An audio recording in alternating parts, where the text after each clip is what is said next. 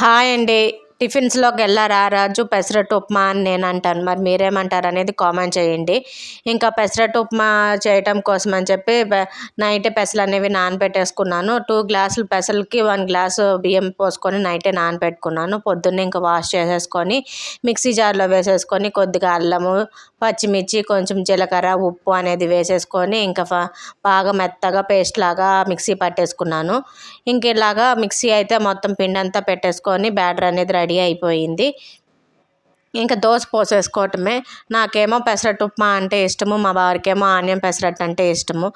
So ఇద్దరిని బాధ పెట్టడము ఇష్టం లేక ఒకటేమో ఆనియన్ పెసరట్టు, ఒకటేమో ఉప్మా పెసరట్టు వేద్దామని ఇంకా ఇట్లా ఆనియన్స్, కొంచెం కొత్తిమీర, క్యారెట్ అనేది తురిమి పక్కన పెట్టుకున్నాను. ఇంకా అంతా కలిపేసేసి దోస పెనం మీద అయితే దోస పోసేసాను. ఇంకా పైన ఇట్లాగా కొద్దిగా ఆనియన్, కొత్తిమీర, క్యారెట్ తురుము అదంతా మొత్తంగా స్ప్రెడ్ చేసేసాను దోస అంతా. దోస ఒక పక్క బాగా కాలిన తర్వాత రెండో వైపుకు తిప్పేసుకుంటున్నాను.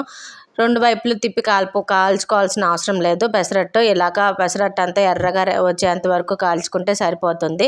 ఇంకా ఉప్మా పెసరట్టు కోసము ఉప్మా అయితే ప్రిపేర్ చేస్తున్నాను. ఉప్మా పెసరట్టులో ఉప్మాకి ప్లెయిన్గానే చేసుకోవాలి. ఇంక దాంట్లో ఏం కూరగాయ ముక్కలన్నీ ఏం అవసరం లేదు. జస్ట్ ఆవాలు, పోపు వేసేసుకొని దాంట్లో కొంచెం ఒక ఆనియన్ మాత్రమే వేసుకొని ఉప్మా అయితే రెడీ చేసేసుకున్నాను.